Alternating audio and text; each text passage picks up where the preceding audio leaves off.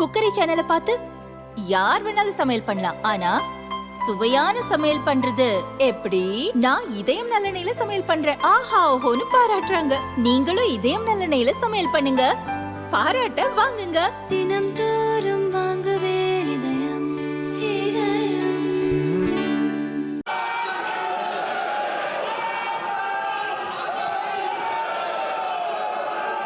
நாட்டின் அரசியல் சாசனம் ஏற்கப்பட்டு 75 ஆண்டுகள் முடிவதையொட்டி லோக்சபாவில் சிறப்பு விவாதம் நடந்தது.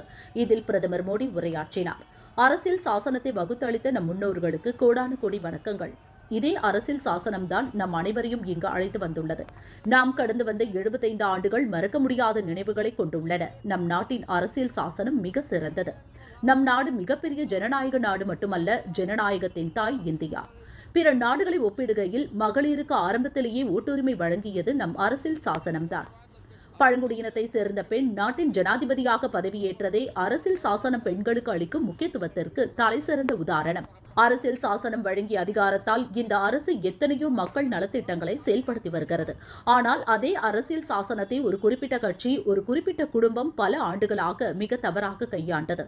அதை தங்களுக்கு சாதகமாக பயன்படுத்த பல்வேறு திருத்தங்களை மேற்கொண்டது.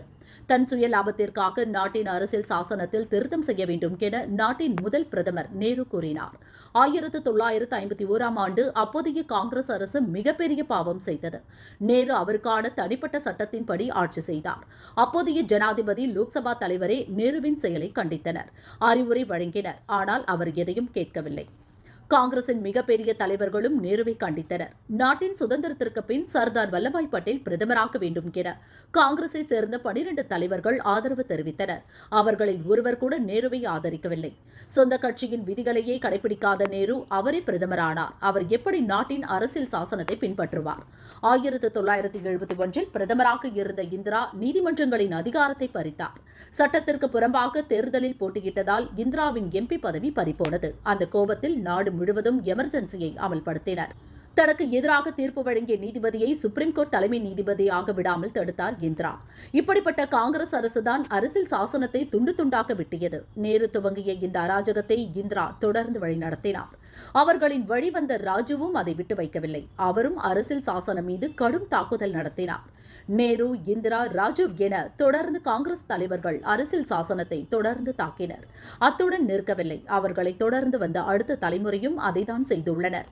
கட்சியின் தலைவரே ஆட்சி அதிகாரத்தின் மையமாக திகழ்ந்தார் என்பதை நான் ஒப்புக்கொள்கிறேன் என முன்னாள் பிரதமர் மன்மோகன் சிங் கூறியுள்ளார். வரலாற்றில் முதல் முறையாக அரசியல் சாசனத்திற்கு இப்படிப்பட்ட அவமரியாதை செய்யப்பட்டது. அம்பேத்கருக்கு முக்கியத்துவம் அளித்ததும் அவரை கௌரவித்ததும் பாஜக அரசுதான். அம்பேத்கரை காங்கிரஸ் கண்டுகொண்டதில்லை. காங்கிரஸ் ஆட்சி முடிவுக்கு வந்த பின்தான் ஓபிசிகளுக்கு இடஒதுக்கீடு கிடைத்தது. காங்கிரஸ் செய்த பாவத்தால் ஓபிசி மக்கள் வஞ்சிக்கப்பட்டனர். இந்தியா போன்ற பன்முகத்தன்மை கொண்ட நாட்டில் மதத்தின் அடிப்படையில் இடஒதுக்கீடு கூடாது என்பதே எங்கள் எண்ணம்.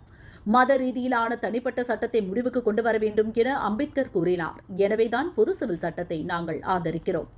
1996 லோக்சபா தேர்தலில் பாஜக தனி பெருங்கட்சியாக உருவெடுத்து மத்தியில் ஆட்சி அமைத்தது. வாஜ்பாய் தலைமையில் வெறும் 13 நாள் ஆட்சி நடந்தது. நாங்கள் நினைத்திருந்தால் துணை பிரதமர் பதவி என்ற மோகத்தை காட்டி எம்பிக்களை விலைக்கு வாங்கி ஆட்சியை தொடர்ந்திருக்கலாம். ஆனால் வாஜ்பாய் அதை விரும்பவில்லை. மீண்டும் 1998இல் தேசிய ஜனநாயக கூட்டணி ஆட்சி செய்தது. அப்போதும் எம்பிக்களை விலைக்கு வாங்கி இருக்கலாம். ஆனால் ஒரு ஓட்டு வித்தியாசத்தில் வாஜ்பாய் ஆட்சியை பறிகொடுத்தார். இதுதான் எங்கள் வரலாறு. அரசியல் சாசனம் மீதான நம்பிக்கை, மரியாதை வெளிப்பட்டது. எம்பிக்களுக்கு லஞ்சம் வழங்கும் நடைமுறையை காங்கிரசார் கொண்டு வந்தனர். ஆட்சி அதிகாரம் மீதான பசி அடங்காததால் இவர்கள் அப்படி செய்தனர். நாங்களும் அரசியல் சாசனத்தில் பல திருத்தங்களை செய்துள்ளோம். ஆனால் அவை சமூக நலன் கருதி எடுக்கப்பட்ட முடிவுகளாக இருந்துள்ளன. பெண்களுக்கு அதிகாரம் வழங்குவதற்காக நாங்கள் அரசியல் சாசனத்தில் திருத்தம் செய்தோம்.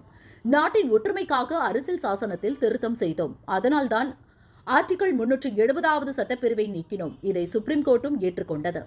CAA சட்டத்தை கொண்டு வந்து மகாத்மா காந்தியின் கனவை நிறைவேற்றியுள்ளோம். பழைய தவறுகளை சரி செய்வதற்காகவே நாங்கள் அரசியல் சாசனத்தில் திருத்தம் செய்தோம். மக்களின் நலனுக்காக தான் பார்லிமெண்ட் இயங்குகிறது. மக்களுக்கு நன்மை செய்யும் அரசுதான் மக்கள் நல அரசாக இருக்க முடியும். ஏழ்மையை விரட்டுவோம் என்பதுதான் 4 தலைமுறைகளாக காங்கிரசின் ஜூம்லாவாக இருந்துள்ளது. இத்தனை ஆண்டு ஆட்சி செய்த காங்கிரசால் மக்களுக்காக கழிப்பறை கூட கட்ட முடியவில்லையா?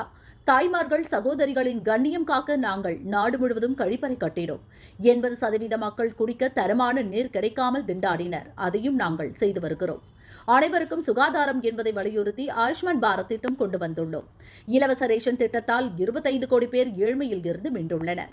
ஏழ்மையிலிருந்து மீண்டோர் மீண்டும் ஏழையாக கூடாது என்பதற்காக தான் இலவச ரேஷன் திட்டம் தொடர்கிறது. இது புரியாத சிலர் அத்திட்டத்தை கிண்டல் செய்கின்றனர். வங்கிகளின் பக்கமே போகாத 50 கோடி ஏழைகளுக்கு வங்கி கணக்கு துவங்கினோம். நாடு முழுவதும் மாற்றுத்திறனாளிகளுக்கான பொது சைகை மொழியை உருவாக்கியது பாஜக அரசு. 3ஆம் பாலினத்தவருக்காக சிறப்பு சட்டம் இயற்றினோம்.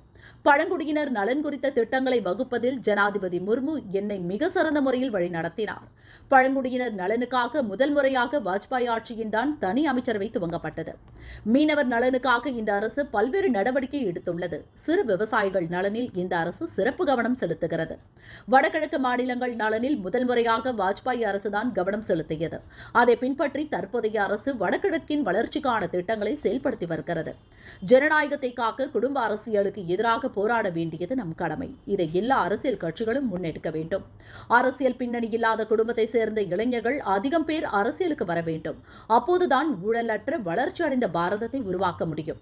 சுதந்திர நூற்றாண்டை கொண்டாடும் தருணத்தில் இந்தியா வளர்ச்சியடைந்த நாடாக உருவெடுத்து இருக்கும் என்ற நம்பிக்கை எனக்குள்ளது.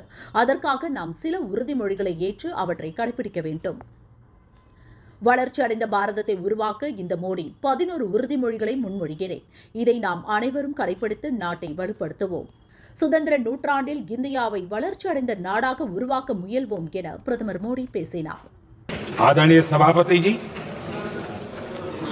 भारत के भविष्य के लिए संविधान के स्पिरिट से प्रेरित होकर के मैं आज इस सदन के पवित्र मंच से 11 संकल्प सदन के सामने रखना चाहता हूं। पहला संकल्प है, चाहे नागरिक हो या सरकार हो, सभी अपने कर्तव्यों का पालन करें। दूसरा संकल्प है, हर क्षेत्र, हर समाज को विकास का लाभ मिले, सबका साथ, सबका विकास हो। तीसरा संकल्प है, भ्रष्टाचार के प्रति जीरो टॉलरेंस हो। भ्रष्टाचारी की सामाजिक स्वीकार्यता न हो। भ्रष्टाचारी की सामाजिक स्वीकार्यता न हो। चौथा संकल्प है, देश के कानून, देश के नियम, देश की परंपराओं के पालन में देश के नागरिकों को गर्व होना चाहिए, गर्व का भाव हो। पांचवा संकल्प, गुलामी की मानसिकता से मुक्ति हो, देश की विरासत पर गर्व हो। छठा संकल्प, देश की राजनीति को परिवारवाद से मुक्ति मिले। सातवां संकल्प, संविधान का सम्मान हो। राजनीतिक स्वार्थ के लिए संविधान को हथियार न बनाया जाए।